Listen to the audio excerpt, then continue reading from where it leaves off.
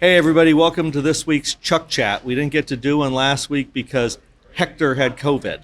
He was out with COVID. Everybody's getting COVID. But the good news is the vaccine's out. I am proud to say I got a shot in the arm today. Oh, nice. I got the vaccine, and everybody's going to have to go get this vaccine so we can get life back to normal. But today we're at Slate, and Slate's a restaurant we opened about how many years ago? About 5 years ago, almost going on 6 now. 6 years in June, sir. right? Yeah. And it's on Sand Lake Road. We've got great food, and today we've got Leslie, the manager, with us, and Chef Kevan with us.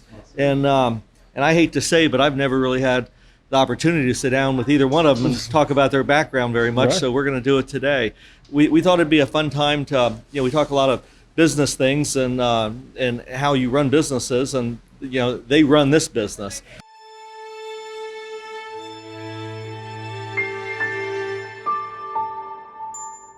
So let's start with you, Leslie. Sure. What goes on in the restaurant world? I've owned this restaurant, but luckily you guys do everything, and I don't have to do anything. Right. Well, I eat here. Well, that is definitely the idea. That's what we try to create for you, Chuck. Obviously, day-to-day operations in restaurants it's different every day.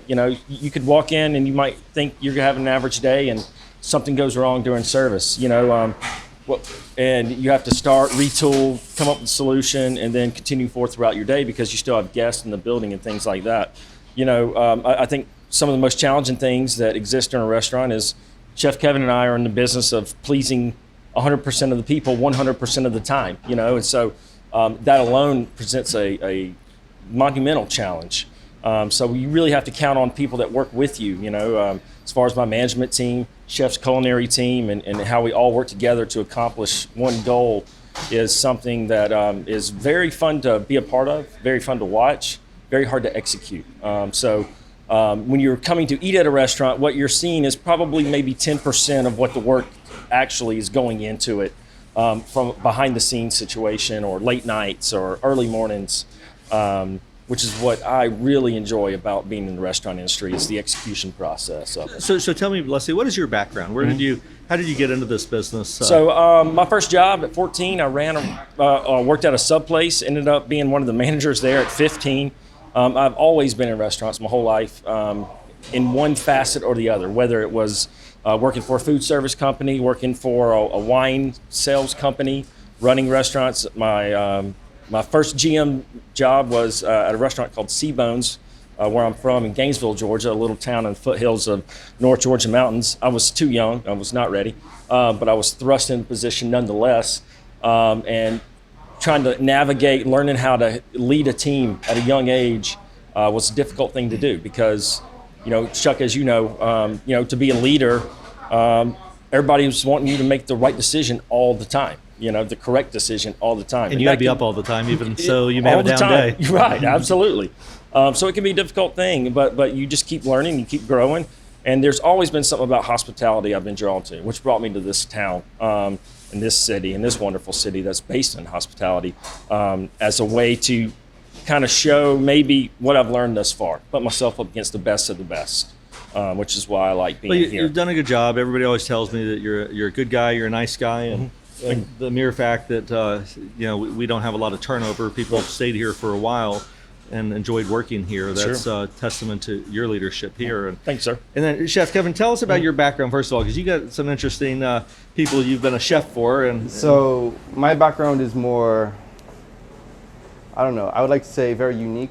You know what I mean? Like, I came out of high school at 15, so the system in Antigua is a bit different. I'm from a little island, Antigua. It's in the Caribbean. So I came out at 15. I started culinary school at 16, and I got my first job in like a high-end fine dining resort called Jimby Bay. I'm sure you're ever familiar with it. And That's it. I've never done anything else except for cooking. And you were a chef for who? I was a chef for Eric Clapton for a while. So I worked for Eric at his private home in Antigua when he came to the island, and we did great things. You know, it was fun. He's a great guy. Love him to death. Love his family. They're all amazing. He has great daughters and a great story. So funny story. He had a reunion concert for his rehab center, which was the first concert he'd ever had on the island, and he invited me. And I mean, I was there in the day. We did lunch, and then they went to band practice, and then I went there for dinner, and then turns out I knew the chefs who were catering the whole event, and I was cooking in the kitchen, and I saw the whole band, and it was fantastic. You know what I mean? So what brought you over here? So I came to Orlando from South Florida. I came to America to be with my lady, and we have a little boy, and he's 2.5 years old, and that brought me to Orlando. And I remember having a conversation when I got this job with Leslie. I'm like, I'm about to have a kid. I need to be somewhere where I'm very invested in, you know what I mean? Somewhere that we need to grow a great business and then invest 100% of our energy into, because I am 300% into this. And then he said, I got you, and then there's no more roof, let's go. So we started taking it from there, and here we are now, no ceilings later. Well, you create, you got to come here and eat. He creates amazing dishes.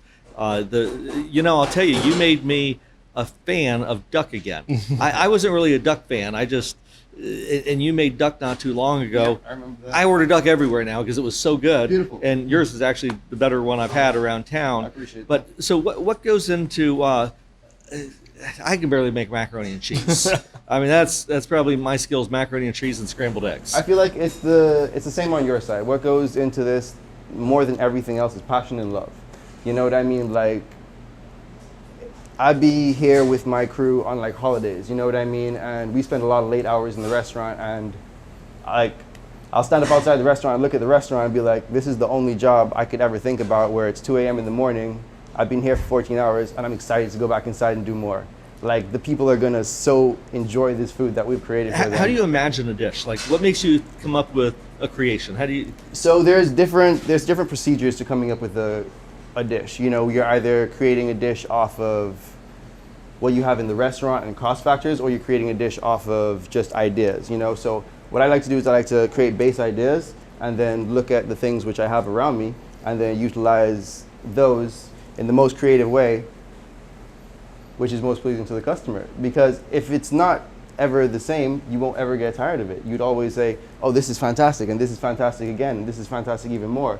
And then for the people who want their consistency, we have a very squared away menu that's there for you every time, and it hits that mark every time. How do you know, sometimes you'll see someone will put salt on chocolate or put a berry sauce with a meat. How do you know how to do that? Do they teach you that in culinary school, or you just figure that stuff out? They definitely give you the basis in culinary school, you know what I mean? I'm a big advocate for culinary school, not just because school is important, but also because I feel like culinary school gives you a great foundation into getting into restaurants, you know what I mean? Like, there are certain equipments and certain things that I could tell people who've been to culinary school to look for, or how to do things, and they understand that method. Whereas if you're trained in just a restaurant, you might only know their way. It might be a good way, and just know there's no limit on somebody who hasn't been to culinary school, but having somebody who has been to culinary school, it's easier to start them off in the business.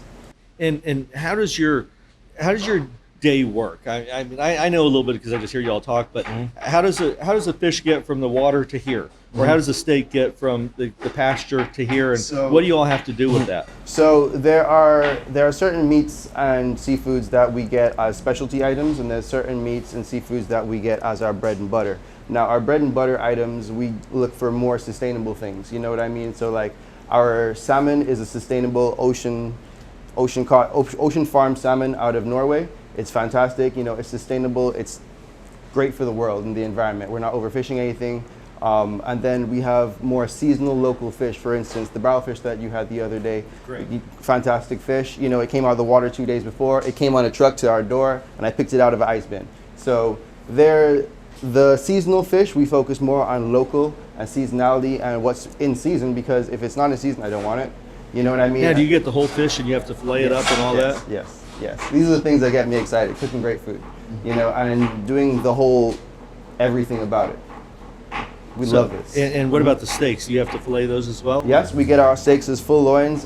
For instance, for Valentine's Day, we were talking about doing big tomahawk steaks, so we're gonna get the whole export loins, and then we're gonna butcher them ourselves and then trim the bones. I'm gonna need a saw, by the way, but we're gonna make it all in-house. We like to do a lot more in-house. How long does it take you to prep for a dinner?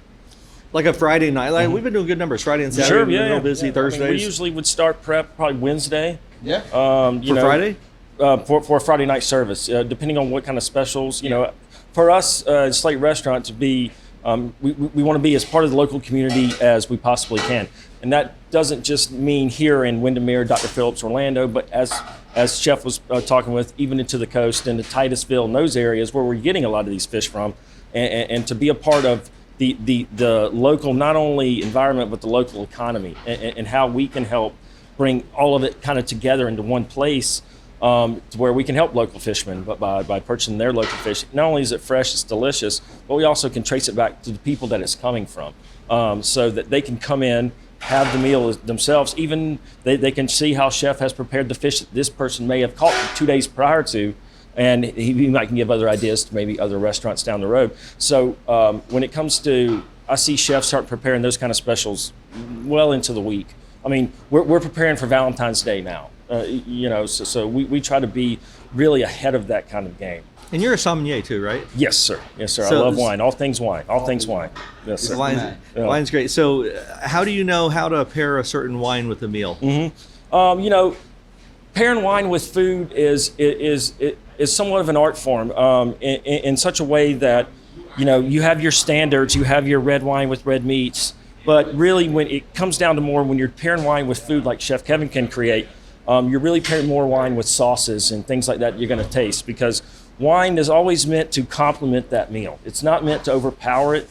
We want people to come in for the food and the dinner atmosphere and that, but the wine should almost complete that.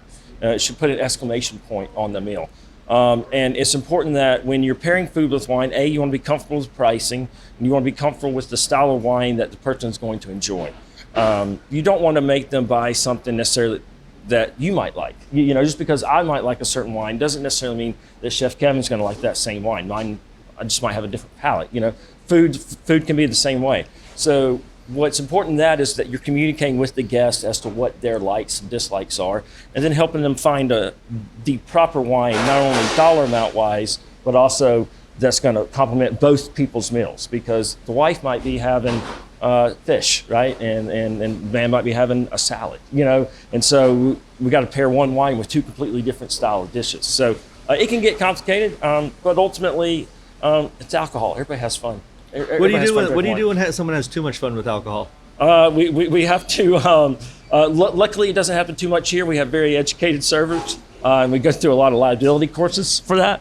But when we do, we try to manage the best way we can. We make sure that they're taken care of. We make sure they have a safe ride home.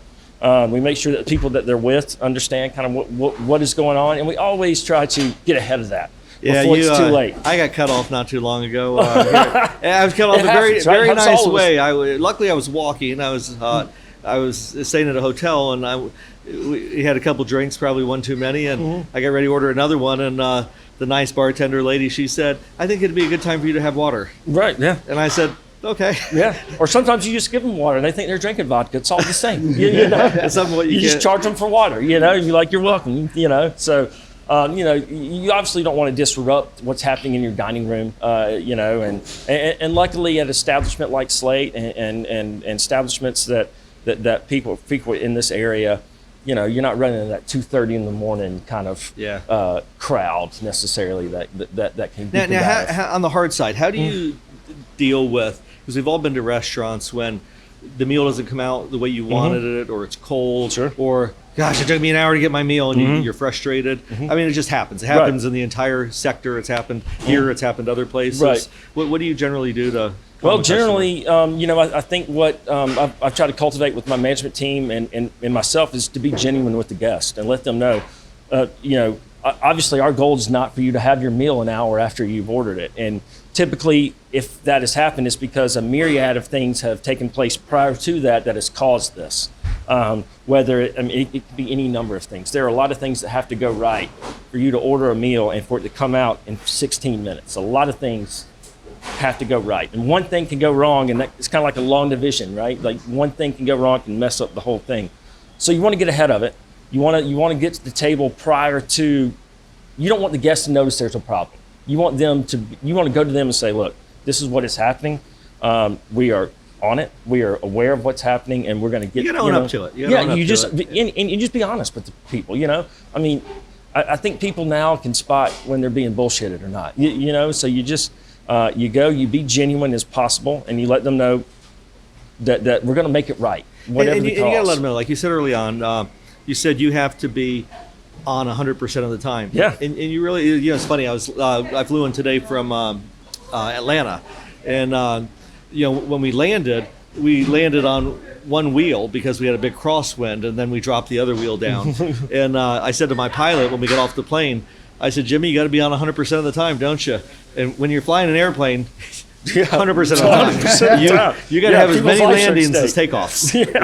And here, people don't understand sometimes that it is hard. If sometimes if you get the whole crowd come in Sunday morning and you get 100 people trying to order at the same time, it's a nightmare. Someone's going to wait. And that's why you try to stagger them out and like that. Absolutely. And I think for the most part, when you're genuine with the guests, they understand.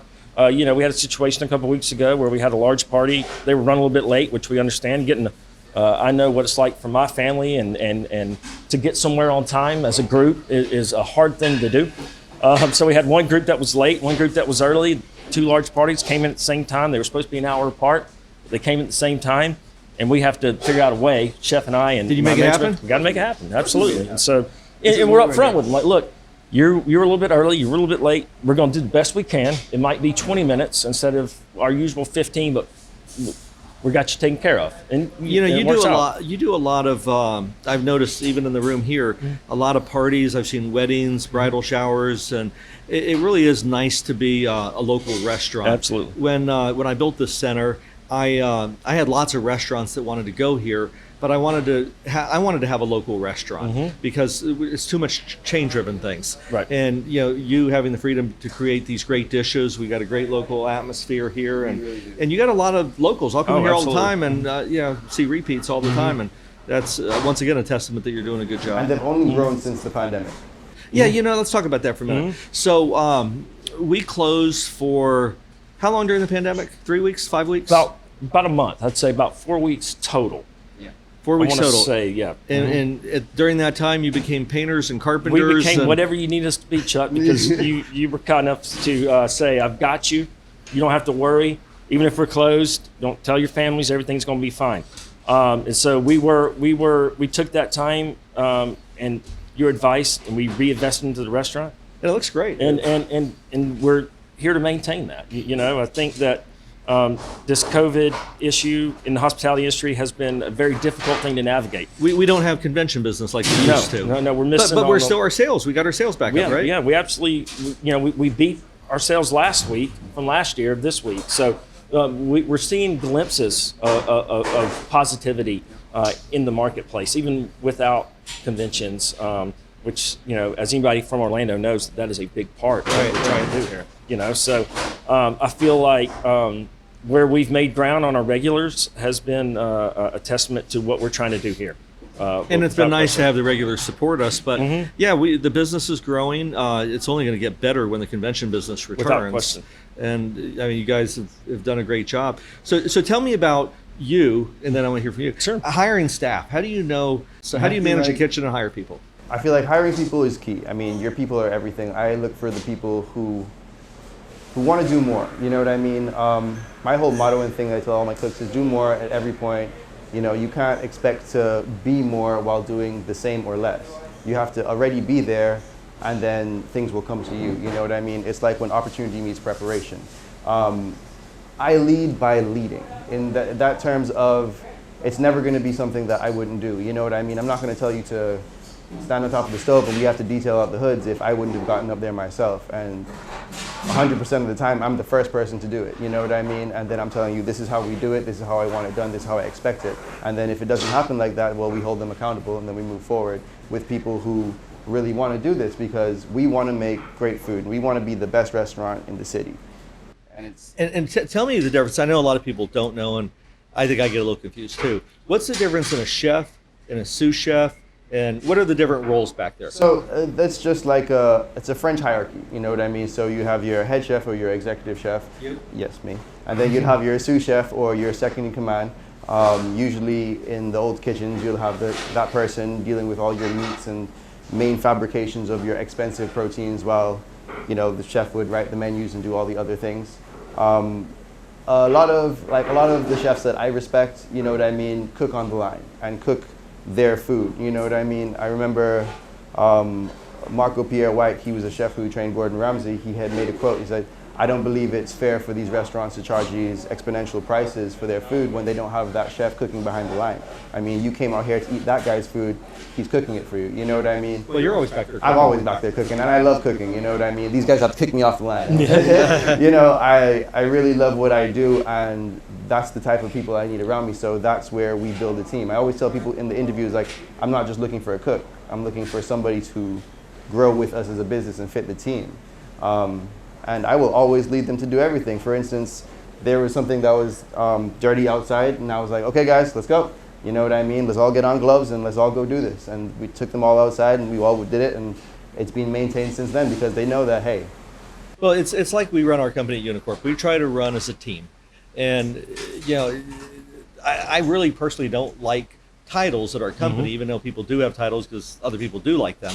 But generally, we try to run things as a team. Yeah. You do whatever it takes. I mean, if I've got to go pull weeds outside, I'm going to go pull weeds outside. We're going to do whatever it takes. And it really keeps the spirits of everybody up and good that way. Sure. What about you with hiring? How do you make sure you have the right staff, the good attitude? Because you can tell when, like, if you go into any business and you can tell when the people aren't getting along or whatever. Right. You kind of you cut the air with a knife, but everybody always here seems to get along and be friendly and.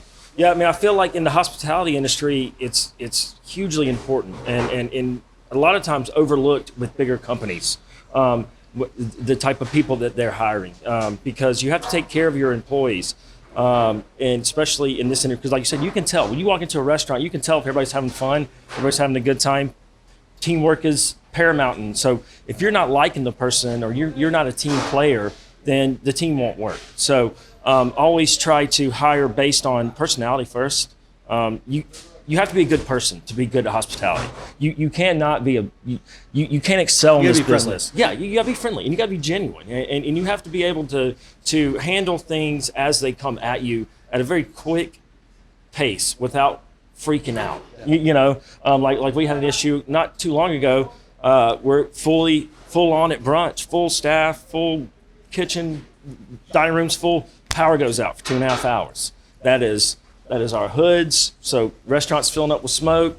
Can't cook anything. I mean, so me and Kevin will get together, get the team together. Everybody looks at us, and all of a sudden, everybody just feels more comfortable because they know that we're in charge. Everything is going to be fun. Oh well, we just go right. What can we cook? All right. Chef, give me a list of what we can cook. Chef works on that. I'm like, okay, our plan now is to go around each table. They obviously know something is going on that's beyond our control. Let's get ahead of it. Let's tell them what we can do. Let's tell them what we can't do right now. And then I'm going to go visit and talk to each table personally. Everybody stayed. We all had a good time. Everybody paid. And everybody left with good meals. We even got, I think, maybe 3 or 4 5-star reviews just on that one day. Now, some people will be like, I came to eat and I can't wait 30 minutes. I understand that, sir. Obviously, this is where we are right now. But I think when it's back to hiring, you have to hire people that love this industry. So, for instance, when I'm hiring a manager, one of my first things I always like to say to them is name a holiday. And they'll say Valentine's Day. I'm like, you're working. Christmas Day, you're working. Christmas Eve, you're working. I'm going to be working too. We're going to be here. So, because the restaurant will become your family. I spend more time with the people here in this restaurant, my management team, my staff, than I do with my actual family. And they'll be the first ones to tell you that. We're like that at Unicorp too. We're a family. Touching on something you said a little bit ago about friendliness. I had an old architect who he always used to say, Joe Antonovich, being kind is free. It certainly and is. You want kind people, friendly people. And, it was funny. I'm trying to remember who it was, but one of the great businessmen of our world, I can't remember who he was, but he was doing job interviews. And so when he did the interviews, it was kind of interesting. The people who came in, he said, I'll give you $2,000 right now not to take the job. And I said, well, why would you do that? Because anybody who would take the 2,000, I don't want to hire. Right. He said, I want people to say, I don't want the 2,000, I want the job. Right. And you know, really, you want people who want the job and who really want to be part of this business. I was talking to Sam the other day. I see her just came in, and she's all excited now being part of the management Right, team absolutely. and doing We're things. excited and for her. glowing. Right. And she said, I have something to announce to you, Chuck. And I'm like, you're not pregnant, are you? She's like, she was all excited about that. And I know Natalie's behind the camera, but she's been doing a great job with us and helping promote. And, Absolutely. And always a smiling, friendly face, visiting tables. And you guys are doing great. What you know, I asked you a few questions, but you know, we're coming up on 25 minutes now, Sure. and that's usually about how long we go. But Yeah. what couple things would you tell people aside from come and eat here and see Leslie and Chef See Kevan and Chef, try yeah. their food, and the dishes are great, and the cocktails are fabulous, and the atmosphere is fun. But what would you just say to people who don't know stuff about the restaurant business that I didn't ask you, just something like you'd never think of? About this restaurant in particular, or just the restaurant? Either one. Just, I would say right now, the restaurant, when you're going out to eat right now, you should be getting the best of the best right now. You know, most restaurants are not as busy as they can be or should be. So you should not accept giving what we're under right now and what's happening. You come here to Slate, you're going to be getting the best of the best, as it should be at any other restaurant right now. Because you will see some restaurants, some hospitality places using this as an excuse not to do certain things. Are people more comfortable coming out again now with COVID? I believe so. I believe when you come to certain restaurants, you can tell if it's clean or not. You can tell if the staff is doing what they're supposed to be doing. And I think people are becoming more comfortable. We're starting to see that. And How many people have had COVID that you've been around here? Many or none? no, I think we've maybe had one in the restaurant in a year. Wow, or that's since great. May, or when we reopened one. And something like that is something that we isolate, we take care of. We give them their time off, we let them heal, we let them get their negative test. Well, hopefully, it just occurred to me as we're saying this that, the essential workers and different people are getting the vaccine. And, I was lucky enough through the same type of Sure. thing to get it, because being in the contracting business, and we're out with people, All the time. hundreds of workers every Traveling day. everywhere, And right. nobody wears masks. Right. Yeah, I mean, because they're hot, they're sweaty, they're yeah. working, and they can't breathe, and they don't wear them. And I would hope that, I'm told that the governor is going to open up vaccines the first week of February for everybody. And, I would hope that everybody could go get vaccinated. And It's time to get you know, that it's second time to level. get Yeah. life going again. I'm and, with you. And and same here with everybody is once we all get vaccinated, we need to start being normal people again. So I kind of went off on a tangent. Okay, No, I agree tell with me you. one thing that people may not know before we close up. I don't know if necessarily may not know, but I feel like one thing I want to say to like customers and whatnot is try more things. You know what I mean? There's a lot of people like me out here who create great food. You know what I mean? I'm not the only person who makes great food. There's a lot of people who really love food and are really dedicated to this. Try this out. Try the, just things like that. Like try something that's maybe a little bit out your comfort zone. This is the reason why we have nicer restaurants, so you can go there and try nice things and be educated on food that you might not get on a normal basis. You know what I mean? Like there's, as you said, there's a lot of franchise-driven restaurants and that don't focus on creativity and being unique. There's Orlando is a great food city, or is becoming a better food city. So that way I feel like people just need to try more food. Like there are times where I'm talking about local ingredients. I have the company that I work very closely with in Otessa, a Cahaba Club. They do great micros and stuff, and like I would get a specific type of micro green to go with a specific type of dish to complement the flavors and whatnot, and then people just throw it to the side. It's like, you know what I mean? Like, so you put all this thought and effort into curating this great, complete package, and then somebody just takes an element and just kind of throws it aside. You know what I mean? So try new things. Try new things. Try new things is something that I want, the greater population to take away from this. Yeah. Well, I want to thank you guys for joining me on Chuck Chat today. You guys do a great job. Keep up the good work. And signing off this week. See you next time. All right. Mm-hmm. Mm-hmm. Mm-hmm.